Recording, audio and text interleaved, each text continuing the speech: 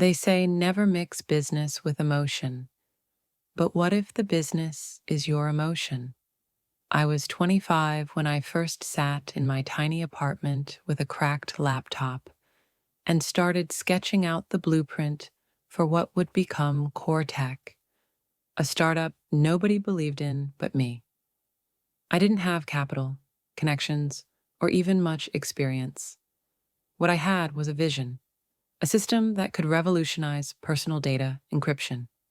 For years, I barely slept, ate instant noodles, missed weddings, skipped birthdays.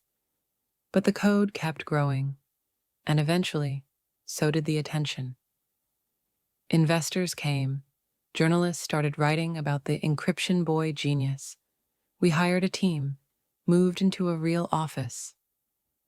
My heart swelled every time I walked in and saw my name on that frosted glass door. Co-founder and CTO Aidan Lane.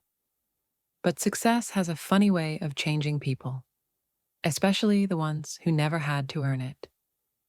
3 years after we landed our Series B funding, everything changed. New board members, all suits and smiles. Meetings I wasn't invited to. Papers I wasn't asked to review. I should have seen it coming. One Thursday morning, I was called into the executive conference room. The same room I'd painted myself 5 years earlier, with cheap rollers and a dream. I knew something was off the moment I stepped in. Everyone was already seated. Cold faces, except for Mark Elder, the new CEO they brought in 6 months ago. Polished, perfect teeth. MBA smirk. He didn't waste time.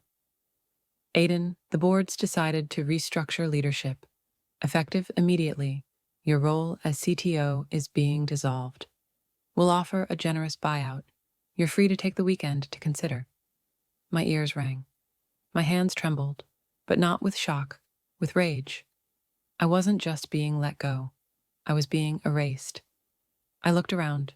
No eye contact, just silence. My company, my creation, my dream. And in one swift move, they'd taken it from me. But they had no idea who they just betrayed. I wasn't done, not by a long shot. I didn't scream. I didn't cry. I didn't even ask why. That would have given them power, proof they'd hurt me. Instead, I stood up, nodded once, and walked out. The moment the door clicked behind me, I knew what I had to do. Burning everything down would have been easy. I still had access to the core. Could have wiped the servers, exposed board emails, even tanked the stock with one leak. But no, that would have made me like them. Loud, dirty, weak. I wanted revenge the way I built Core Tech. Slowly, strategically, and with elegance. So I vanished, deleted my socials, moved to a quiet street downtown, took up a job at a cafe no tech bro would ever step foot in. The Daily Drip. No Wi-Fi, no laptops, just hand-poured coffee and quiet music. It was a front, of course. I spent my nights building again. New code, better code. But I needed time. I needed information.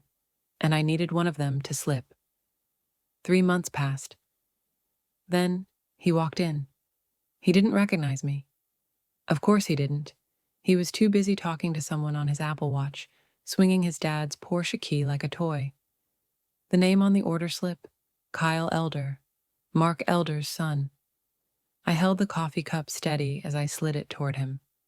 Name? I asked, even though I knew it. He looked up, squinting. Maybe my voice tickled a memory.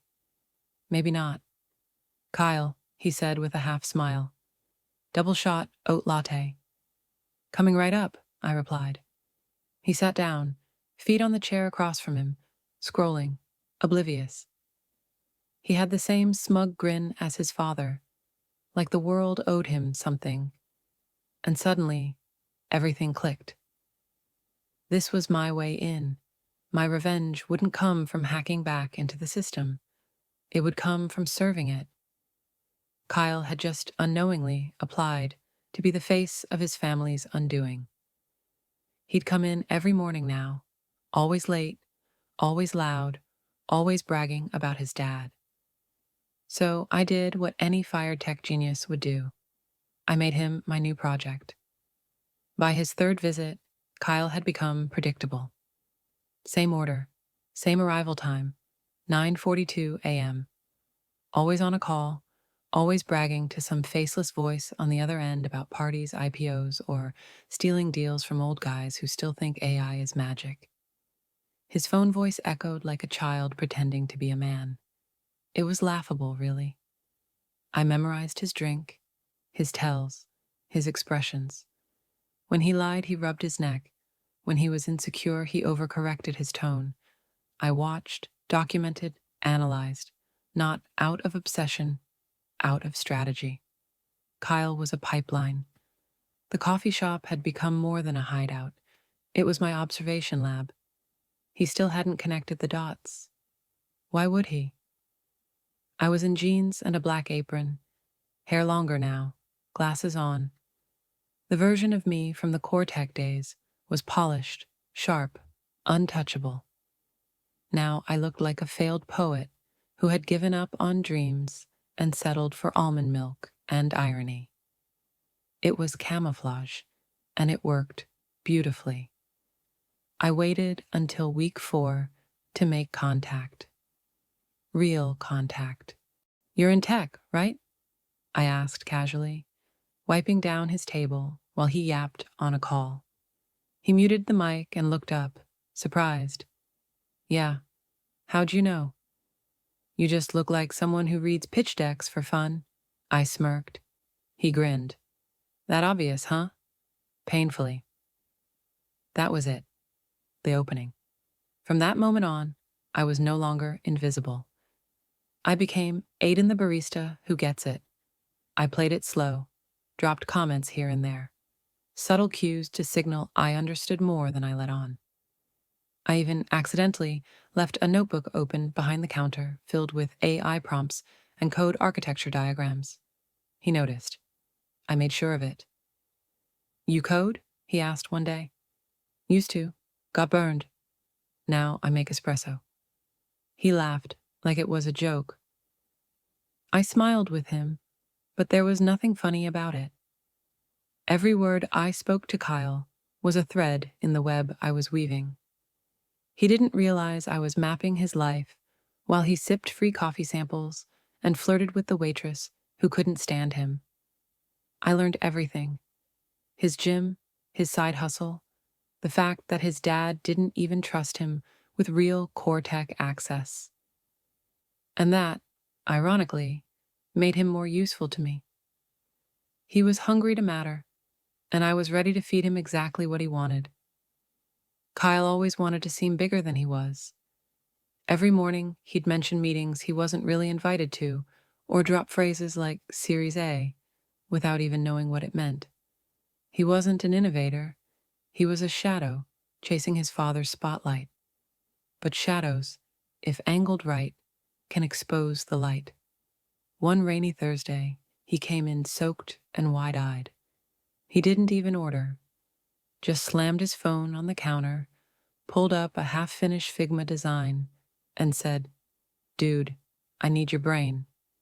I raised an eyebrow. "You're trusting your empire to a barista?" He laughed. "Come on, I've seen your notes. You're not just pouring lattes. You're like a low-key genius." That was my cue to shrug modestly and sip my own coffee like I didn't crave the invitation. He continued, "I've got this idea. It's like a AI-powered social proof. You know how people fake clout online? I want to build a platform that makes it real, verifiable, transparent, like reputation blockchain, but sexy." It was nonsense, buzzword soup, but I leaned in anyway. He handed me the phone and watched my face, desperate for validation. The mock-ups were messy.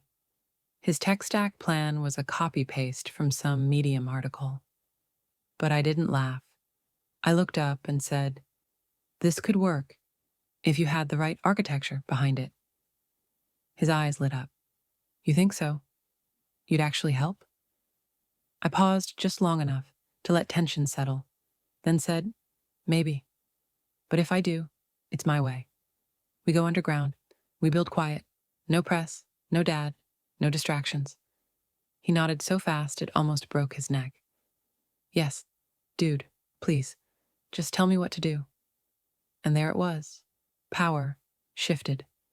I gave him a list of things to do. Homework, I called it. Research this, download that, sign up here. I acted like it was all part of some secret elite process, but really, I just wanted to see how far he'd go to impress me. Within 3 days, he'd done it all. Sent screenshots, wrote pitches, rewrote them. He wanted to matter so badly, he was molding himself into the perfect pawn. What he didn't know was that every document he sent me, every app we discussed, every late-night text he fired off with, "Bro, I got an idea," was logged. I was building two things, his dream and my trap. And when it was time, they'd collide beautifully. The key to controlling someone like Kyle is giving them just enough credit to believe they're in charge. So I started feeding him lines like, "That's a sharp pivot," or "You're actually thinking like a real founder now." His ego drank it like caffeine, and soon he was texting me morning to midnight. He didn't even realize I was doing 90% of the real work. I designed the prototype. I built the backend using a modified encryption system, one I originally sketched for core tech but never implemented. Funny how the code they fired me for not scaling fast enough was now being reborn through their own son. But I didn't stop there. I made Kyle present everything. Founders lead, I told him. They pitch. They sell. They sweat. He nodded like a soldier. He even changed his LinkedIn bio to co-founder of Authentic. Yes, Authentic. His name, not mine. A ridiculous mashup of verified and authentic. It made me cringe, but I let it slide. The uglier the name, the more I stayed in the shadows. He begged me to join calls with early testers, but I refused. I told him I had corporate trauma. He nodded like he understood, though he clearly didn't. He didn't care, really. As long as the code worked and I kept whispering smart things in his ear, he felt untouchable. Meanwhile, I created a hidden fork of our system, a separate environment, identical in function, but tethered to my servers. Every interaction, every data stream he touched, I had a copy. Not to spy, no, to reclaim. Because deep down, I knew where this was heading. Cortec would notice. The concept was too close, too sharp. Sooner or later, Mark Elder would catch wind of a rising startup led by his overzealous son, and he'd either want to crush it or claim it. That's when the real game would begin. Until then, I made Kyle think we were brothers in arms. He'd call me partner, sometimes even genius. He said I'd saved him, that he finally felt like he wasn't living under his dad's shadow. What he didn't realize was, he'd stepped right into mine. Every night, after the daily drip closed, I'd dive into my hidden server room, a small rented office cluttered with outdated machines and blinking lights. It was my sanctuary and my weapon. While Kyle pretended to be the face of innovation, I was the ghost behind the curtain, watching everything unfold in real time. I called my hidden system Phantom. It mirrored Authentic's backend perfectly, but gave me full control. Every new user registration, every data validation, every verified social proof flashed on my dashboard. I was playing both sides, creator and saboteur. This wasn't just revenge anymore. It was justice. Mark Elder had built his empire by stepping on people like me. Now his own son was unknowingly building a copycat system under my guidance, and I had the means to expose every flaw, every lie, every stolen idea. Sometimes I wondered if Kyle ever suspected that I wasn't just a barista with a past. Maybe the sharp glint in his eye was curiosity, or maybe it was just the sugar rush from his fifth espresso. One night, the impossible happened. An early user reported a breach. Their verified identity had been faked by an unknown hacker. Kyle panicked. He called me, voice shaking like a kid caught sneaking out. "We need to fix this, fast. They're saying it's a security flaw. Investors will pull out." I stayed calm, hiding my grin. "I'll patch it," I said. "Don't worry." But I wasn't just fixing bugs. I was planting seeds. Behind the scenes, Phantom gathered data on the breach, tracking every IP, every login attempt. Soon, I had a dossier bigger than Cortex boardroom secrets, and with that dossier, I would bring down more than just a startup. I would bring down a dynasty. Weeks passed, and Kyle's startup started gaining attention, mostly from curious investors and tech bloggers trying to figure out the mysterious barista genius behind it all. I stayed quiet, watching the chaos unfold. Every time Mark Elder appeared in the news, boasting about his empire's next big thing, I smiled. They had no clue. One evening, while sifting through encrypted emails I'd intercepted from the core tech board, I stumbled on something juicy. A confidential message thread where Mark and his closest allies discussed Kyle's project with thinly veiled contempt. They planned to either shut it down or take it over before it turns into a real threat. This was my moment. I leaked parts of that thread to a trusted journalist friend, someone who owed me a favor from years ago. The story hit the headlines with a bang. Cortex board scrambles to quash rival startup led by CEO's son. Suddenly, the media frenzy exploded. Kyle was blindsided. He called me, frantic and desperate, begging for help. But I stayed distant, let him swim in his panic. Meanwhile, investors started pulling back, wary of the corporate war brewing behind the scenes. Kyle's once sexy startup was bleeding credibility. But this was the chess game. Every piece moved perfectly. I didn't just want Kyle to lose. I wanted Mark Elder to see his empire crumble from within, to feel the sting of betrayal he'd inflicted on me. I watched the board meetings leak, the trust shatter, and the empire wobble. And in the shadows, I prepared my next move. Because I was no longer just the girl who built Cortec. I was the reckoning they never saw coming. After the media storm, the board of Cortec was in chaos. Mark Elder looked rattled in every interview. His smug confidence cracked like glass.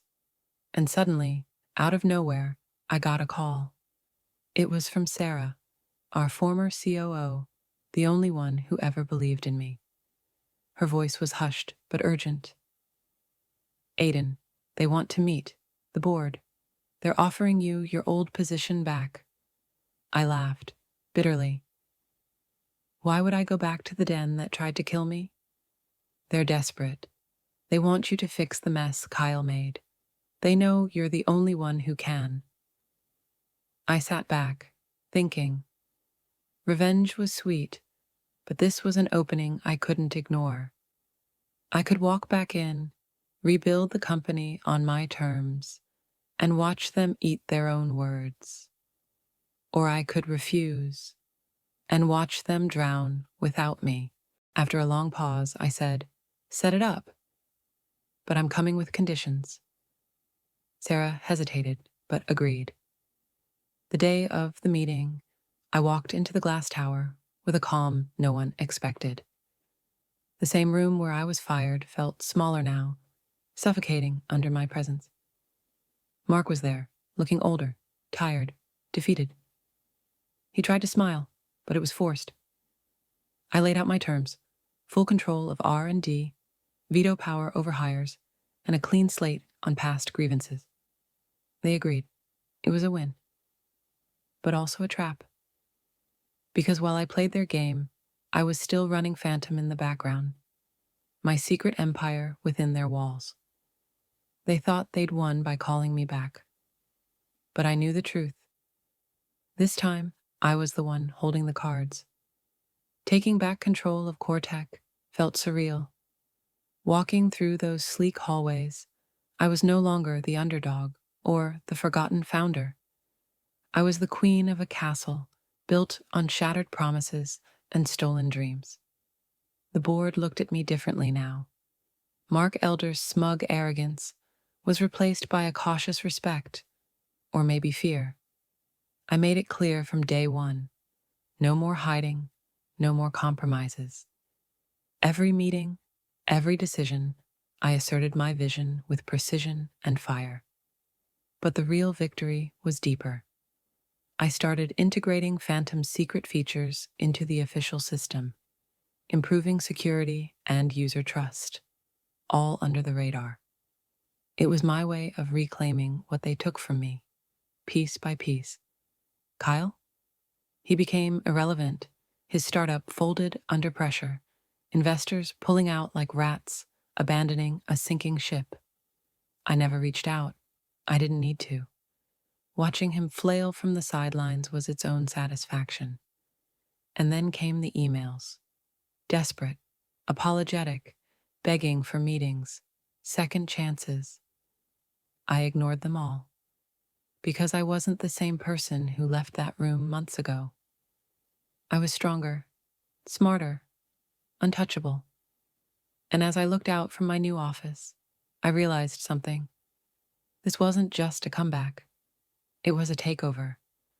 It wasn't until a company retreat that I finally saw Kyle in person again. He looked smaller somehow, less cocky, more desperate. Standing there in the crowd of engineers and investors, he caught my eye for a fleeting moment. I could see the recognition flicker, followed by a mask of indifference.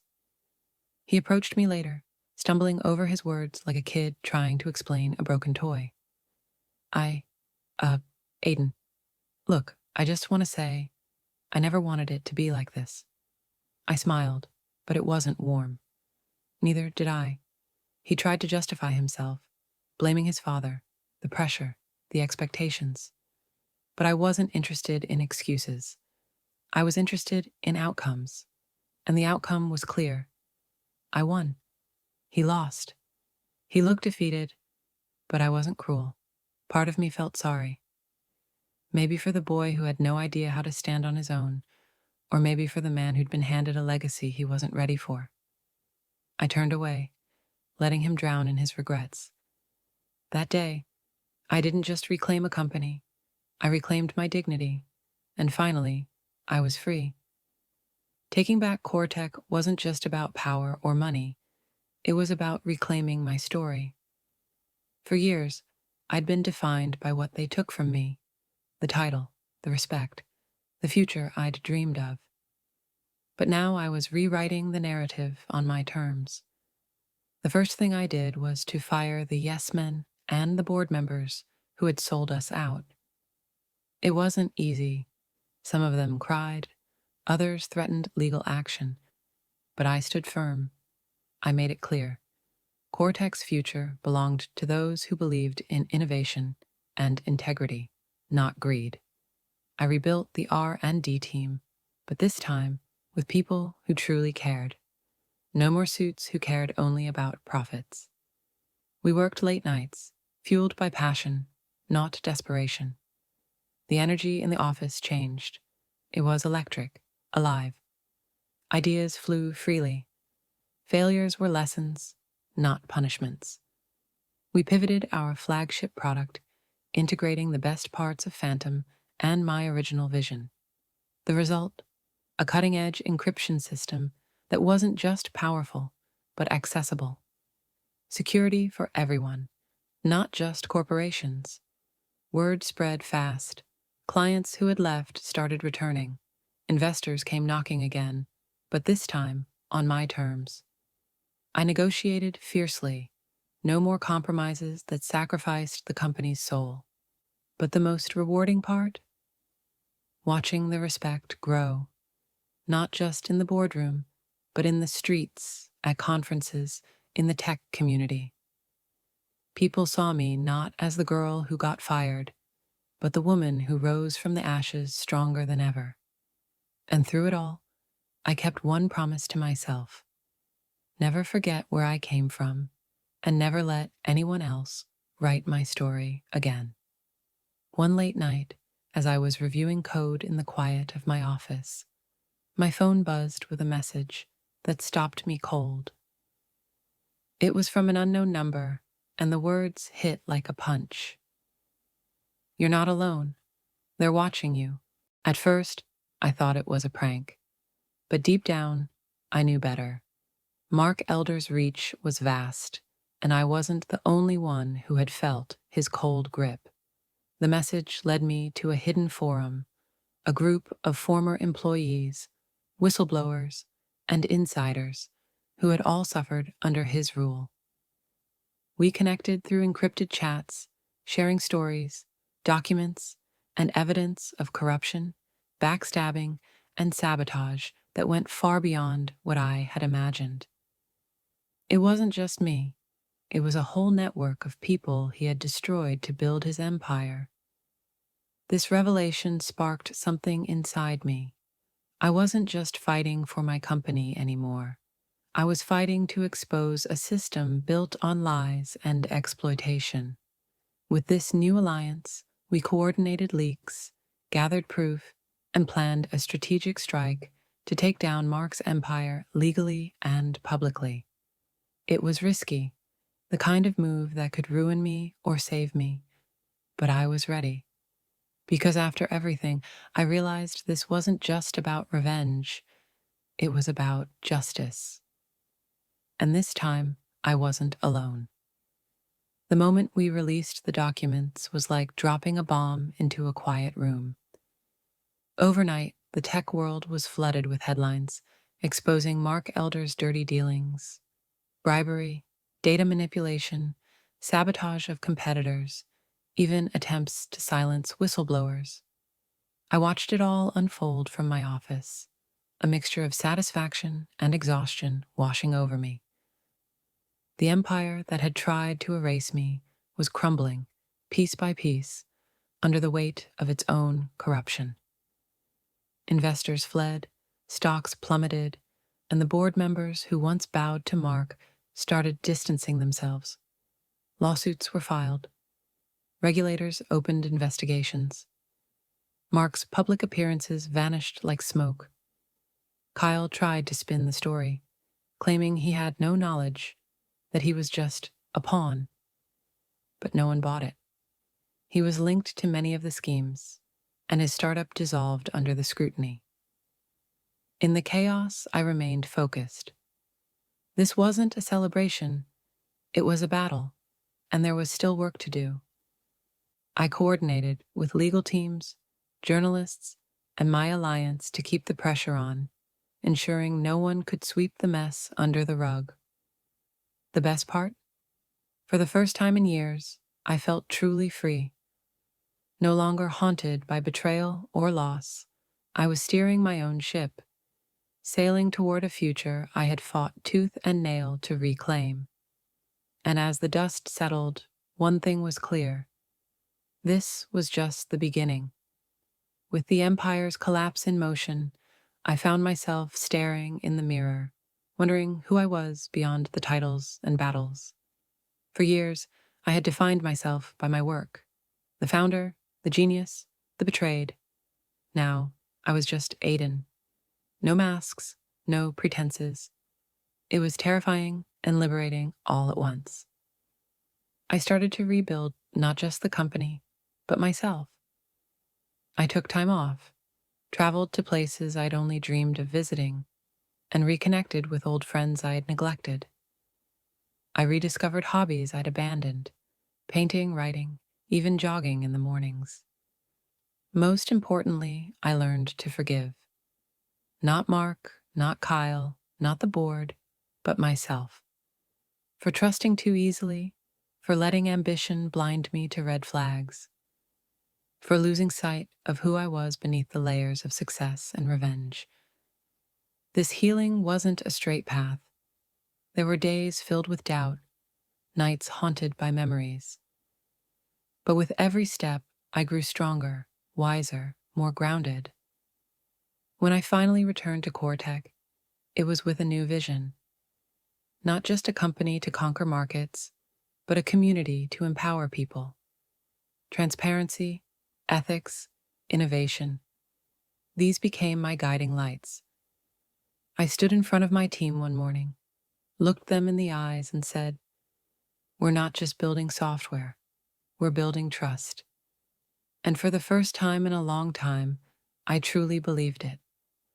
Returning to the helm of Cortec was like stepping into a new life. The scars of the past were still there, but they no longer defined me. Instead, they fueled my determination to create something better, not just for myself, but for everyone who believed in our mission. We launched new initiatives focused on privacy rights and user empowerment. I reached out to former rivals and collaborators alike, building bridges where walls once stood.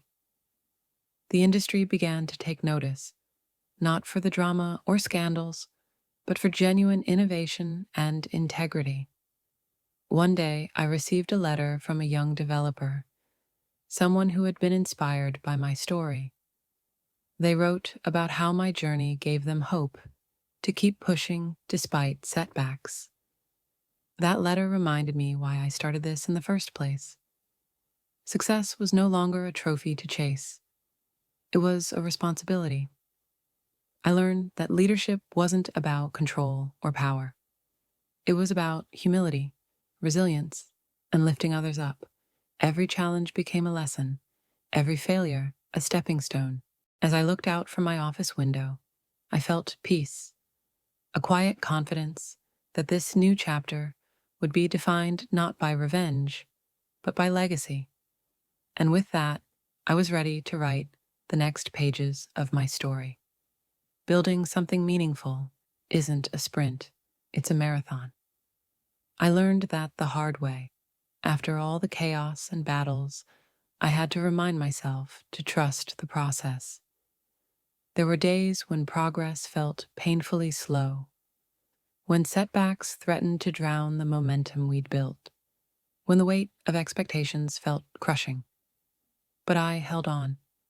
I leaned on my team, the ones who shared my vision and passion. We celebrated small wins, each new client, every positive feedback, every feature launch. Those moments were fuel, reminders that we were moving forward. I also learned the importance of patience, not just with others, but with myself. Healing takes time, and so does building trust. Sometimes I caught myself wanting to rush, to fix everything immediately.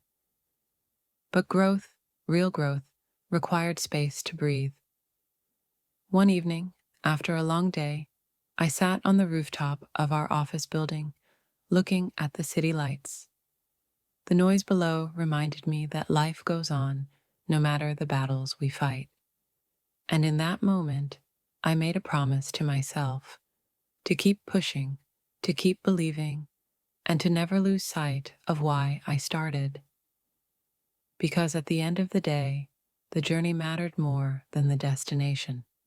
Just when I thought the storm had passed, the past came crashing back like an unexpected thunderclap.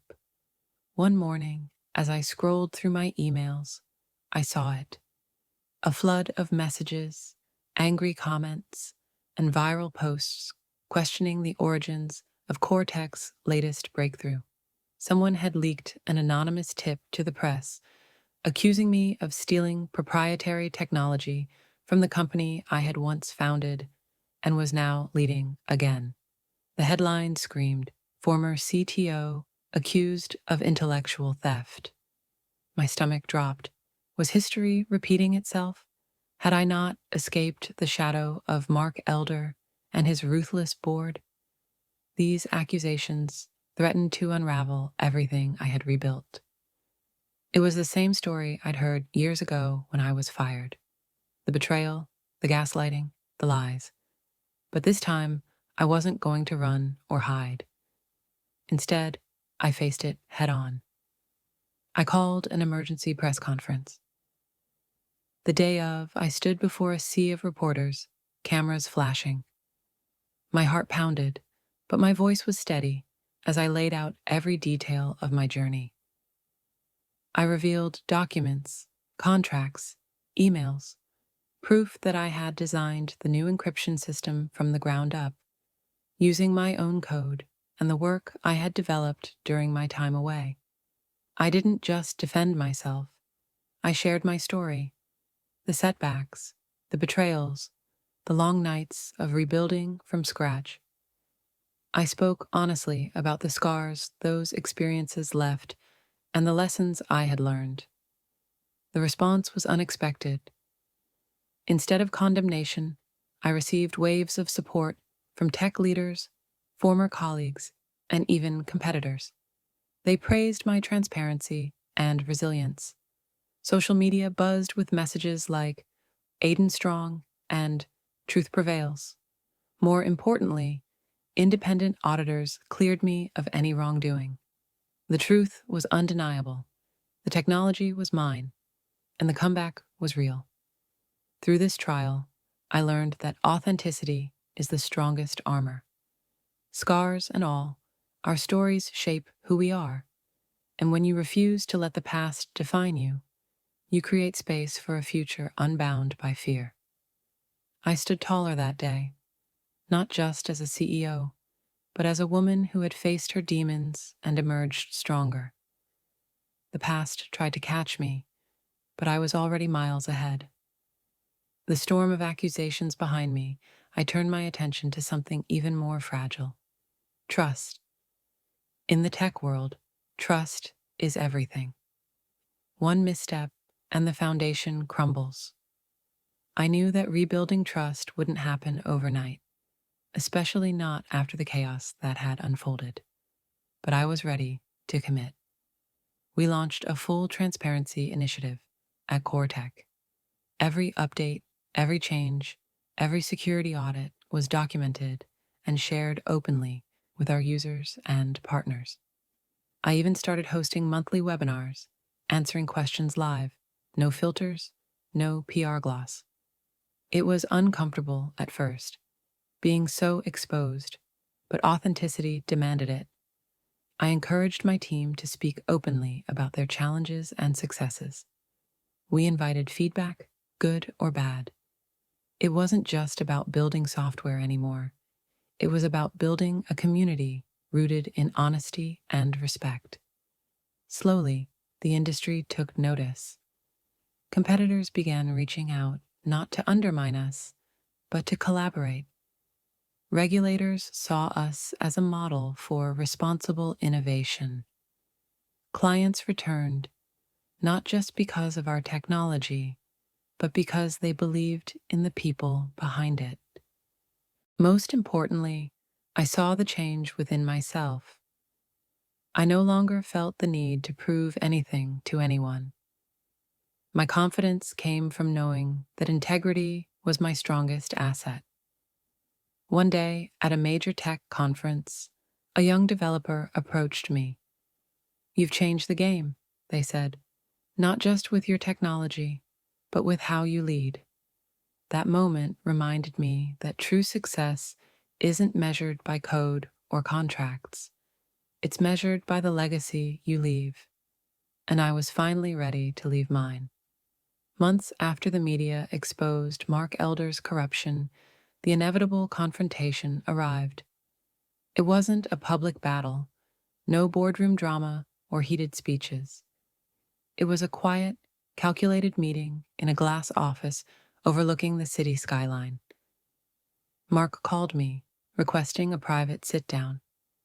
I could hear the fatigue in his voice, but also something else: desperation. When I walked into the room, he barely looked me in the eye. The man who once dismissed me as a liability was now a shadow of his former self. "I underestimated you, Aiden," he admitted, voice low. "You didn't just take back the company. You took away my empire." I smiled, calm but firm. "It's not about taking away, Mark. It's about rebuilding, on a foundation you refused to build." We talked for hours about ethics, leadership, and legacy. I told him how his greed destroyed more than just businesses. It broke trust and silenced voices.